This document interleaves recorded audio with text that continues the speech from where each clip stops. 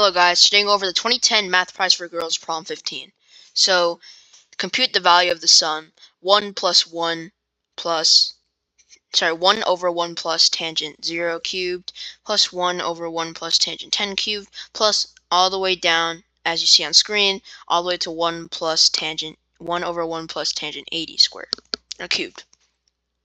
So, immediately we can realize that this is just 1 over 1 plus 0.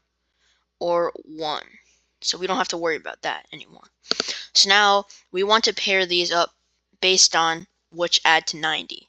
And so this is a pretty sensible thing to pair up. So we can pair up these two, these two, these two, and these two. So let's first examine the first pair up.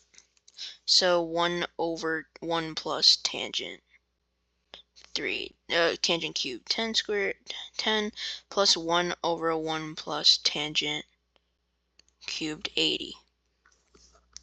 So basically what we want to do here is we first multiply, and under a common denominator, it's 1 plus tangent cubed 10 plus 1 plus tangent cubed 80 all over 1 plus tangent cubed 10 plus tangent cubed 80 plus tan cubed 10 this. So one thing we notice is that this is really nice that we pair up 10 and 80 together, because tangent 80 is just 1 over tangent 10. And this is very easy to see by just drawing a right triangle where tangent of this angle is A over B, tangent of this angle is B over A. And they have to add up to 90 degrees, which is what they add up here. So that is pretty simple to see. So this just crosses out to 1. And so what we get from this equation is 2 plus tangent cubed 10 plus tangent cubed 80 all over 2 plus tangent cubed 10 plus tangent cubed 80. And so what this gives us is just 1, which is really nice. So we can calculate 20 and 70, but it's also going to leave us 1. So 1, 2, 3, 4. So our answer is 5. Hello guys, today we're going over the 2010 Math Prize for Girls Problem 16. So let p be the quadratic function such that p of 0 is 7, p of 1 is 10, and p of 2 is 25. If a, b, and c are integers such that every positive number x less than 1 satisfies the summation of n equals 0 all the way to infinity, p of n times x to the n is equal to ax squared plus bx plus c all over 1 minus x cubed. Compute the order triple A, B, C. Alright, so first of all, we can write this out as p of 0 plus p of 1x plus p of 2x squared plus a bunch of junk. And so this is, well, p of 2 is 25, so 25x squared plus what is p of 1? P of 1 is 10, 10x plus 7 plus a bunch of random terms. So first let's multiply 1 power of 1 minus x to this side. So multiplying 1 minus x to this side, we get 25x squared plus 10. We get 25x squared plus 10x plus 7 minus 25x cubed minus 10x squared minus 7x. And so what you get from this is disregarded. We get 15x squared plus 10x, plus 3x plus 7. So now this is squared because we've multiplied 1 minus x on both sides. Now we multiply 1 minus x another time. This gives us 15x squared plus 3x plus 7 minus 15x cubed minus 3x squared minus 7x. This is disregarded. Then we get 12x squared minus 4x plus 7. let me create a new page because we're running out of space. Now we multiply 1 minus x the last time, then we get 12x squared minus 4x plus 7. So I'm just not going to write the cube term just because we disregard it. We get plus 4x minus 7x, sorry, minus 4x squared minus 7x, and then, yep, so this gives us 16x squared minus 11x plus 7. And this is equal to ax squared plus bx plus c. And so matching coefficients, our ordered triple is 16, negative 11, and 7. Hello guys, today I'll be going over the 2010 Math Prize for Girls Prom 19. So let S be the set of 81 points x, y such that the x and y are integers from negative 4 through 4. Let A, B, and C be random points chosen independently from S, with each of the 81 points being equally likely.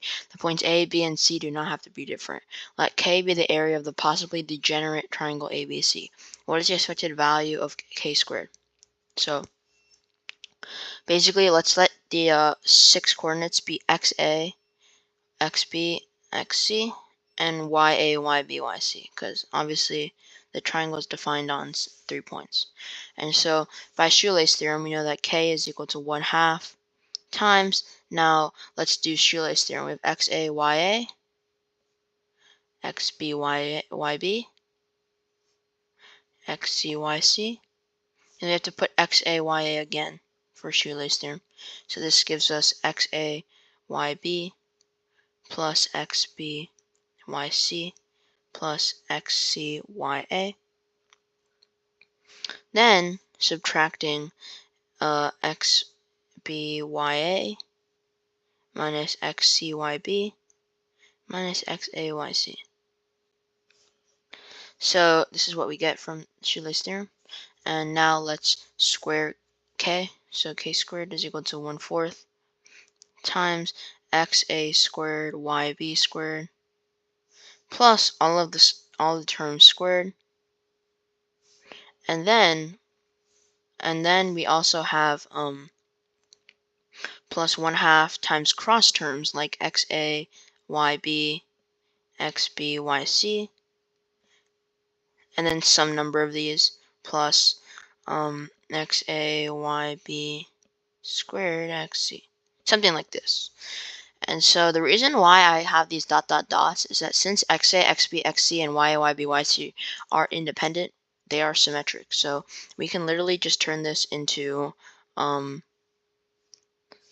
6 times this, right? Because they will all be the same. And so now we want to find the expected value. So the expected value of K squared is equal to 3/2 times the expected value of XA squared times YB squared plus the expected plus 1/2 the expected value of cross terms. So this is just linearity of expectation, and we can use linearity of expectation again, turning this into the expected value of XA squared times expected value of YB squared. But we can't turn this into EXA times EXA because the two numbers aren't independent. So what do we get from this? We know that XA can be from negative 4 to 4. So let's sum up all the terms. We have 2 times 16 plus 9 plus 4 plus 1 plus 0 all over 9. This is the average or expected value. And this is going to give us 20 over 3. 20 over 3. And this is the exact same for YB squared. So this value is just 400 over 9. Now for the cross terms. The cross terms, let's take XA, YB, right? That's just equal to E of XA times whatever. E of XA is just equal to 0 because, like I said, we add all of them up, divided by 9 is just 0. So literally all of these terms will just be 0. So they are irrelevant. So we're ended with 3 over 2 times 400 over 9, which is going to give us the grand total of 200 over 3. Hello guys, today we'll be going over the 2010 Math Prize for Girls Problem 20. So what is the value of the sum, the summation for all z, where z ranges over all 7 solutions of the equation z to 7 equals -1, and then summation of 1 over the magnitude of 1 minus z squared. And so we want to express your answer as a fraction in simplest form. So first of all, we notice that 1 plus z squared plus z cubed plus z to the 4th plus z to the 5 plus z to the 6. Let me just copy this real quick. This is equal to 1 minus z to the 7th over 1 minus z by a sum of geometric sequence. This is just 2 over 1 minus z.